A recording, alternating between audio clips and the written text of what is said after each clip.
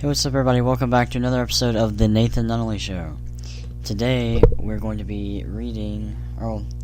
before I get into that, we're going to be switching things up today. Again, we're not going to be talking about anything political today. Just because I have not been here, and I have not had time to study up on anything. A lot has happened, with especially the whole college scandal thing that just happened. That's interesting in itself. But I'm also thinking about preparing some more in-depth pieces like I did episodes like I did like the first 2 or 3. Not the first one. The first one was awful. But like the one on abortion and sleep deprivation. I think I'm gonna try to get study up on some issues. Some kind of common issues that I have strong opinions about and talk about them. But as far as today goes, also, by the way, I won't have anything to do during the weekends after this, so I should be free, and these should be better. The last few have been like rough and like last minute, except the last one. The last one with the one and only Clint Johnson was amazing. And very cool because we got to do it on the road, which is like from my phone, so that was cool. But today we're going to be following the kind of, Jesus pattern we have going on here. And I read this a while back, and I came back on it. I came up upon it again the other day. And so when I was like a little bit younger in middle school, one time I taught first priority, which is good but bad because I was a lot less nicer than I am now. So like the way I talked and what I talked about was very hardcore and not forgiving. I was like warning my whole school, like, we're all gonna go to hell if you don't like fix your crap, which is like, sort of true, but like at the same time, this is like 6th, 7th, and 8th grade we're talking about here, so I'm sure that's part of the reason a lot of people don't talk to me anymore. But enough about that, though. I think there's a very good verse. Oh, back to the story. I get so sidetracked in these things. But I was looking for verses about cursing, and I meant like cussing, But I did find a few verses about like swearing, like oh, I swear, like I promise, or stuff like that kind of swearing, not like bleep, But yeah, so the verse we're reading today, if you have your Bibles, if you're listening, James chapter 5 verse 7. The verse I'm going to be talking about is verse 12, but I'm going to start it at 7. I'm going to start at 7 because that's where the little heading is, but verse 12 is very, like, kind of weird and has nothing to do with the rest of it. I'll show you what I mean in a second. But, you can pull this up if you want to. You can, like, pause this or whatever and pull it up on your phone or whatever. But, I'm going to read it right quick, just in case you can't. So starting at verse 7, it says, "Therefore be patient, brethren, until the coming of the Lord. See how the farmer waits for the precious fruit of the earth, waiting patiently for it until it receives the early and latter rain. You also be patient. Establish your hearts, for the coming of the Lord is at hand. Do not grumble against one another, brethren, lest you be condemned. Behold, the judge is standing at the door. My brethren, take the prophets who spoke in the name of the Lord as an example of suffering and patience. Indeed, we count them blessed who endure. You have heard of the perseverance of Job and have seen the end intended by the Lord, that the Lord is very compassionate and merciful." So that is verse 7 through 11. You kind of get the, be patient, the end is near kind of vibe. And then verse 12 says, "But above all, my brethren, do not swear either by heaven or by earth or with any other oath, but let your yes be yes and your no, no." Let your no be no. Lest you fall into judgment. So I thought that was pretty interesting for multiple reasons. Also, like how random it kind of is. It also kind of like puts emphasis on it as well. It's kind of like, be patient. The end is near, and then at the end, but above all, being patient and everything, do not swear. So that kind of puts some extra emphasis on it. But the main points I'm going to be talking about dealing with this verse is, how to gain credibility if you have none.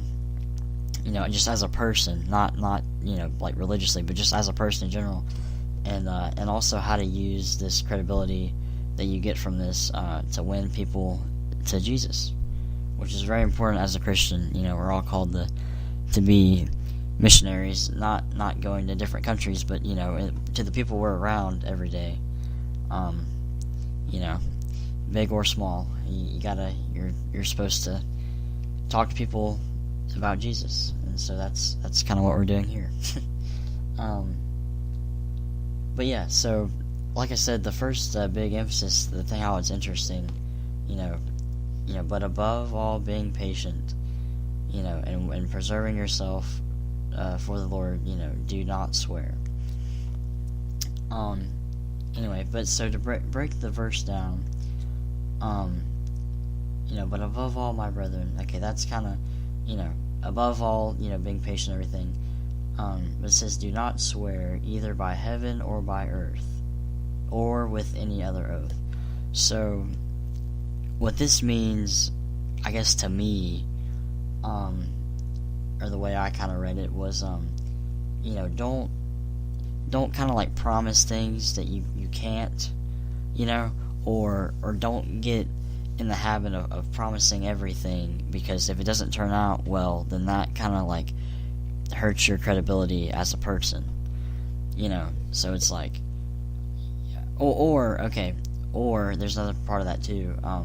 If you lie a lot and like, swear or promise or whatever, then your word means nothing to other people, and that's not good when it it's not good in general, but also when you are being a missionary, in your daily life, and you go to talk to people about Jesus, then how are they gonna believe you if what you say is garbage at the time? So like, let's say it's like, oh, I found $5 on the street, and they're like, oh really, pull it out, and I don't have it. And it's like, oh well, I just kidding or whatever. This is actually a horrible example, but you get the point here.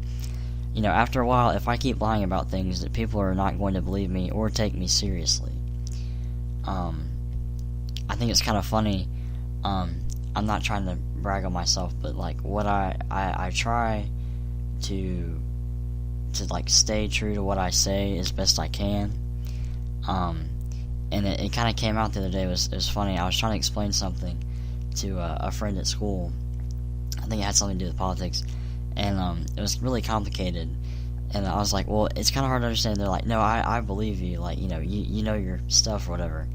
So because I have the reputation built up, that they automatically believed me of what I said. I'm not saying you should use this to lie to people and manipulate them, which that's kind of abusing that reputation there. But if you have that reputation of you know your stuff and you don't lie, then people believe you more when you talk.